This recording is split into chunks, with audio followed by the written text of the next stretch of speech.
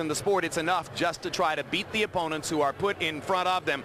But there are a special few for whom that's never quite enough, and Roy Jones is front and center among those special few.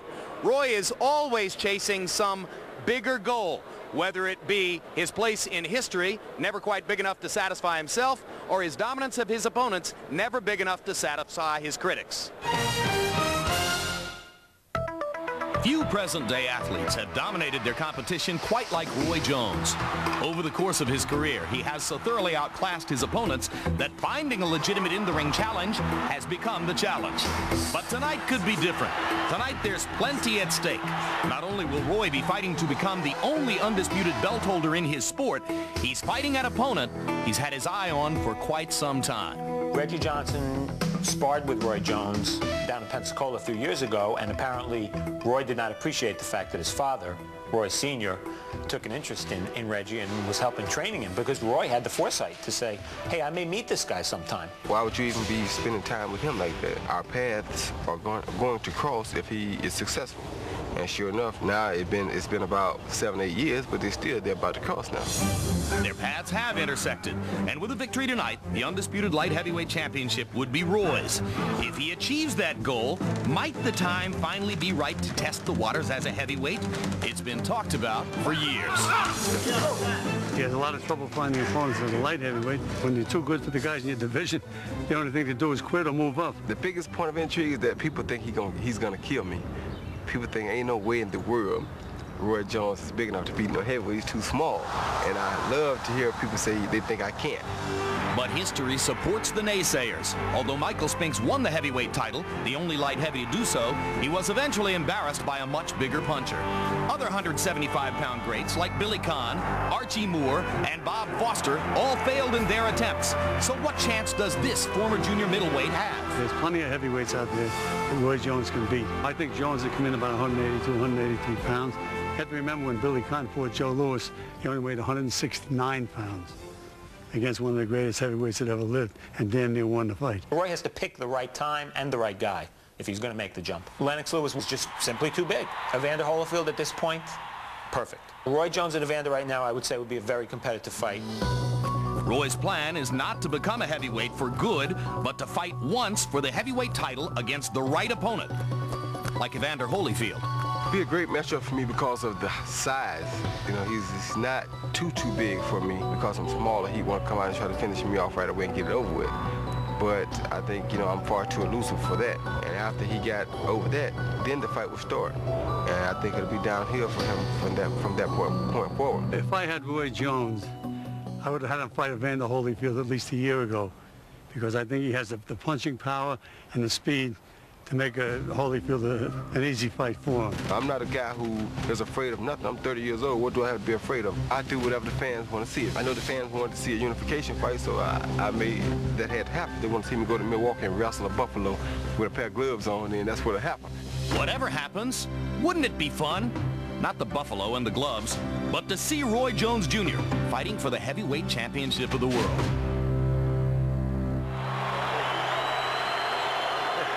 Welcome back. Roy Jones is someone you've gotten to know, as we all have, because, of course, among his many involvements, he works for HBO. But how about those many involvements? I mean, this is a guy who, he's playing on a semi-pro basketball team, so he trains in 2 different places.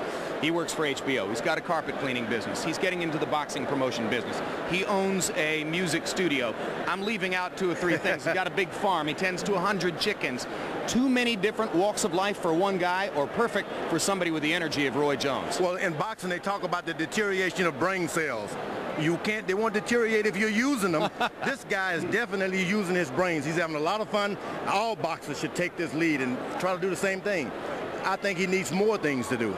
So you don't think that there's a danger of distracting him from the difficult task of boxing? No, the days of, I got to ask coach, it's gone forever. These are the days of the many facets of heavyweight, middleweight, and, of course, light heavyweight boxers. Well, let's see what happens to Roy Jones as a light heavyweight boxer as he continues that incarnation tonight. Meanwhile, there's been a delay in Reggie Johnson's dressing room, where they had difficulty for a while finding a set of gloves to fit him. Now they've finally gotten the right gloves. As you can see, they're putting them on at this moment, and Reggie will be coming out to the ring very shortly to get ready for this battle against Roy Jones. George, let's talk about Reggie Johnson.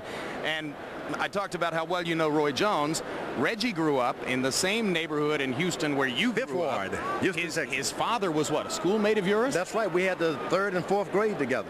I could whip his dad. So you've whipped a lot of people, George. So you know as well as anybody the difficult path that he's had to travel to get here. And of course, with Roy focused on so many different things, I mean, you know, you say it's not a distraction. Michael Jordan's at ringside tonight because he's Roy's business partner and they're launching a clothing line. It's like a perfect psychological setup for an upset for Reggie if he's ready to do his job.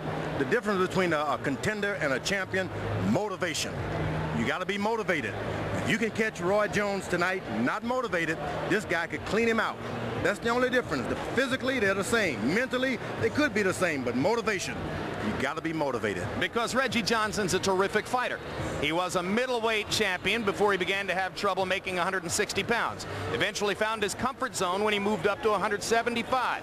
He's waited a long, long time to get this coveted opportunity to fight against Roy Jones. My road has been a windy, uphill, downhill, uphill road, a lot of bumps that I've had to overcome. Once a middleweight champion and currently a reigning light heavyweight champ, Reginald Johnson has never been a household name. Tonight, Reggie Johnson, a man continually with his back against a wall, plans to step out of the shadows of his difficult past. Around 8 years old, his father went away to prison behind an assault case. I remember being a little kid, being the one traveling with my mother to go see my dad behind a big, thick glass window. It made me feel sad. And these were really hard days for him. He would become sometimes emotionally detached. It was kind of degrading for my son to see me in that situation. He would ask me, when is he going to be allowed to come home? Home was the roughest neighborhood in all of Texas, Houston's 5th Ward, where getting out was the road less traveled. You have the drugs, the prostitution, the robberies, Watts, South Central, 5th Ward. You know, from one ghetto to the other, they're all the same. One of my sisters said to him that he was going to wind up like his dad if he wasn't careful. A misdirected 12-year-old then turned to his uncle, an amateur boxer, for some much-needed guidance. It started in the garage. We just took an old croaker sack, a potato sack, and we filled it with sand. And he was really good, man. So I took him with me to the boys club. He never looked back. The one thing about that day, the minute I took those gloves off, it was like I found my niche. But Reggie's mother would still need further convincing that boxing was the right kind of intervention to take him off the street. He would pull on my sleeve and say, "Coach, when are you going to talk to Mama? I want to box." So me and Reg went over there. She came out on the porch. And she said, "You're Coach Carter from the boys club." And he was like, "Yes, I am." She said, "You want my son to box?" I said, "Yes, ma'am." "No, sir, I don't think so."